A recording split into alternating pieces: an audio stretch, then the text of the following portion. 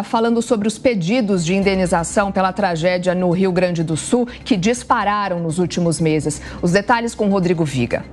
Os pedidos de indenização por conta da tragédia no Rio Grande do Sul, mais que dobraram entre maio e junho desse ano, de acordo com a CNSEG, a Confederação Nacional que representa o setor de seguros nacional. Em maio, ainda no começo da contabilidade da tragédia histórica provocada pela chuva, eram um pouco mais de 23 mil pedidos, que totalizavam indenizações de 1,6 bilhão de reais aproximadamente. 4 semanas depois, uma atualização desses dados. Um crescimento vertiginoso, 132%.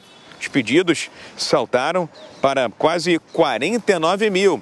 Indenizações que podem totalizar aproximadamente 3,9 bilhões de reais. E os estragos no Rio Grande do Sul ainda estão sendo medidos, calculados e estimados.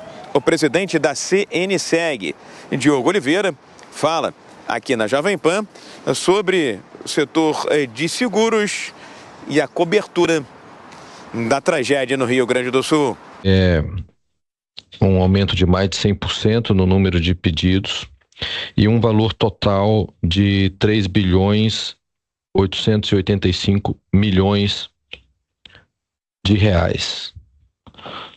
Em valor, isso significa um aumento de 132% em relação à divulgação anterior e em reais um aumento de 2,2 bilhões de reais. Portanto, já nesse momento nós temos aí 3,9 bilhões de reais em pedidos de indenizações. Desses quase 49 mil pedidos de indenização até 18 de junho contabilizados pela CNSEG, a maioria vem de 2 segmentos: automóveis e residências. Cerca de 19 mil pedidos por conta de automóveis danificados ou com perda total. E mais de 22 mil pedidos relativos a seguro residencial. Do Rio, Rodrigo Viga.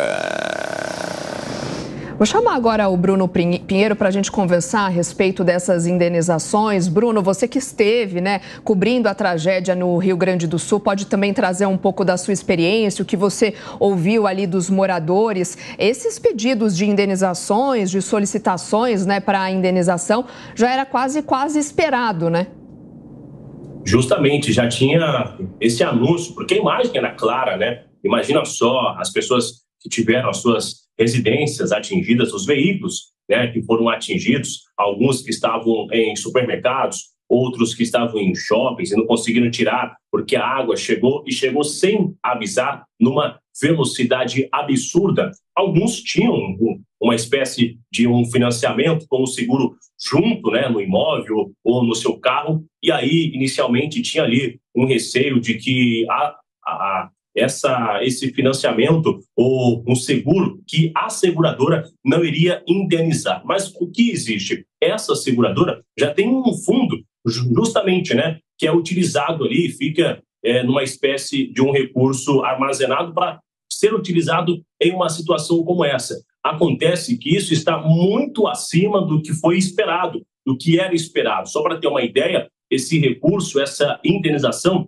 que está sendo estimada já é muito maior do que o que foi repassado durante o enfrentamento à Covid-19. Então, de fato, são diversos os veículos, não é numa única cidade, são em várias cidades. É um estado inteiro que ficou debaixo d'água. E a gente viu ali o desespero, tanto de comerciantes, sejam estabelecimentos comerciais, em residência, tudo que a pessoa tinha estava debaixo d'água de fato. Então, 50 mil solicitações é um número alto e a expectativa do mercado é que ainda isso vai aumentar, porque continua chovendo. Em algumas regiões, a água volta a subir novamente. Então, o receio é de que isso venha também ter um impacto direto no mercado para que possa ter novas solicitações de indenização. É claro que isso vai esbarrar numa esfera jurídica, porque vai ser necessário ter um laudo né, o entendimento, como que era o seguro, como que era esse contrato. Então, isso tudo não vai ser uma tarefa fácil, não vai resolver da noite para o dia. Será necessário muita paciência de quem tem o seguro para conversar com a seguradora. E a gente espera que resolva da melhor forma, mas, de fato, é um número muito alto e que chegou sem avisar. Pois é, essa situação nos faz mais uma evidência do quanto é muito mais caro lidar com os efeitos climáticos do que tentar adaptar as cidades e as nossas políticas públicas para construir ambientes que sejam mais resilientes aos extremos climáticos. Esses eventos extremos têm se tornado cada vez mais frequentes e já há evidência científica de que o espaço de tempo entre um evento climático extremo e outro é cada vez mais curto, o que faz com que seja imperativo que a gente consiga fazer um debate nas políticas públicas sobre como aumentar a resiliência das cidades, como aumentar a capacidade de lidar com esses eventos, fazendo, por exemplo, as cidades esponja, fazendo com que as chamadas cidades esponja é quando a gente consegue ter áreas em que a água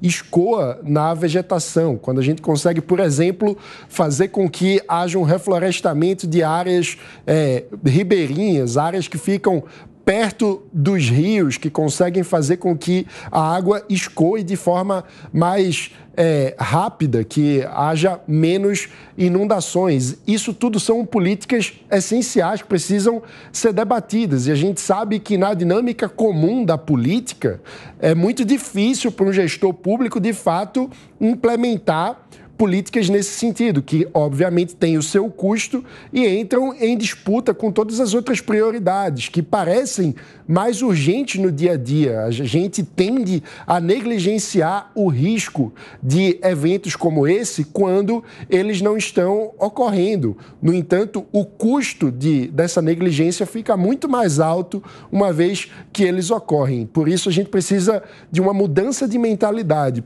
porque o cidadão, o eleitor, precisa cobrar dos políticos e dos gestores públicos que tenham, de fato, um olhar mais atento para esses fenômenos a fim de diminuir o prejuízo econômico, que é gigantesco, não apenas econômico, mas também em vidas humanas, obviamente, mas do ponto de vista econômico, inclusive, é muito mais caro ignorar a necessidade de adaptação às mudanças climáticas.